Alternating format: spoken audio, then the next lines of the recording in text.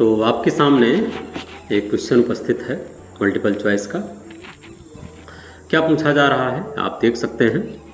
In a patient hospitalised with acute glomerulonephritis nursing care include all of the following except. यहाँ जो accept है वो x के साथ है, तो इसका मतलब होता है सिवाय, या इसको किसको छोड़कर, या के सिवाय। आगे ऑप्शंस दिए गए हैं। Regarding vital signs for hourly, a में है कि हम उसका वाइटल साइंस हर 4 घंटे पर लेते रहें। बी है recording the weight of the patient twice weekly, या फिर जो पेशेंट है उसका वजन हम सप्ताह में 2 बार करें। तीसरा सी ऑप्शन है regarding fluid intake and output every 8 hourly, fluid कितना इनटेक कर रहा है, कितना आउट कर रहा है हर 8 घंटे पर, इसकी आईओ चार्टिंग भी करें। डी ऑप्शन है रिगार्डिंग बीपी फॉर आवरली, हर 4 घंटे पर उसका ब्लड प्रेशर लेते रहें। इनमें से किसी एक को छोड़ करके कौन सा एक है सिवाय जिसके सारा कुछ करना चाहिए, ऐसा प्रश्न में पूछा जा रहा है। तो आइए जानते हैं। तो वाइटल साइंस फॉर आवरली लेना ही चाहिए। Heart rate, respiratory rate, temperature, या इसलिए भी ज़रूरी है क्योंकि अगर ब्लड प्रेशर बढ़ रहा है या संक्रमण बढ़ रहा है या फ्लूइड ओवरलोड हो रहा है तो इसकी सूचना हमें समय से मिल जाती है और हम ज़रूरी उपाय कर सकते हैं, क्योंकि पेशेंट पहले ही बता दिया गया है एक्यूट ग्लोमेरुलोनेफ्राइटिस से जूझ रहा है। दूसरे में कहा जा रहा है कि recording the weight of the patient twice weekly,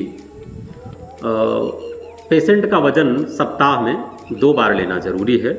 तो बता दें कि ऐसे पेशेंट जिनमें ग्लोमेरुलोनेफ्राइटिस की समस्या है उनमें वजन सप्ताह में 2 बार बिल्कुल भी उचित नहीं है। क्यों नहीं है आइए थोड़ा जानते हैं, तब आगे बढ़ते हैं। क्योंकि ग्लोमेरुलोनेफ्राइटिस एक प्रकार की किडनी की प्रॉब्लम है। आप एनाटॉमी से संबंधित हैं तो आप जानते ही होंगे।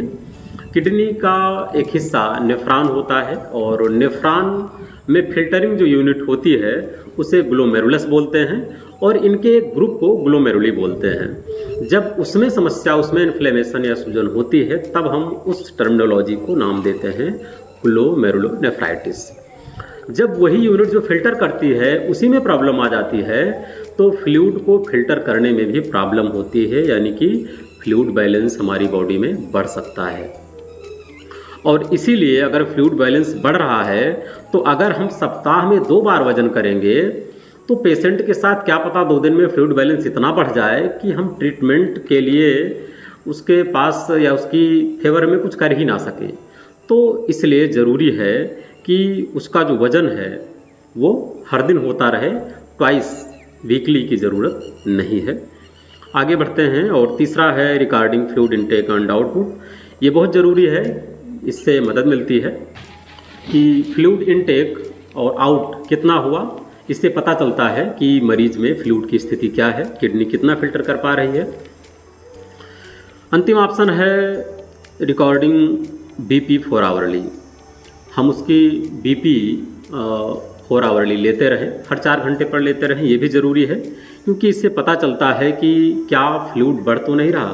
क्योंकि बॉडी में अगर फ्लूइड रिटेंशन बढ़ रहा है, फ्लूइड का रुकाव हो रहा है तो हार्ट रेट वैसे भी बढ़ जाएगा, बीपी वैसे भी बढ़ जाएगी। क्योंकि फ्लूइड अगर इकट्ठा होने लगेगा तो हमारे हार्ट को ज़्यादा पंप करना पड़ेगा और ज़्यादा पंप करना पड़ेगा तो ये पता चल जाएगा कि बीपी अगर एबनॉर्मल है तो फ्लूइड बैलेंस बढ़ रहा है। होता क्या है ग्लोमेरुलोनेफ्राइटिस, तो ल्यूपस नेफ्राइटिस की वजह से भी हो सकता है और स्ट्रेप्टोकोकल इन्फेक्शन की वजह से भी हो सकता है। और ल्यूपस नेफ्राइटिस एक ऑटो इम्यून डिसऑर्डर है जिसमें हमारी इम्यून सेल्स नहीं जान पाती हैं और भूलवश हमारे ही किडनी सेल्स पर अटैक करना शुरू कर देती हैं।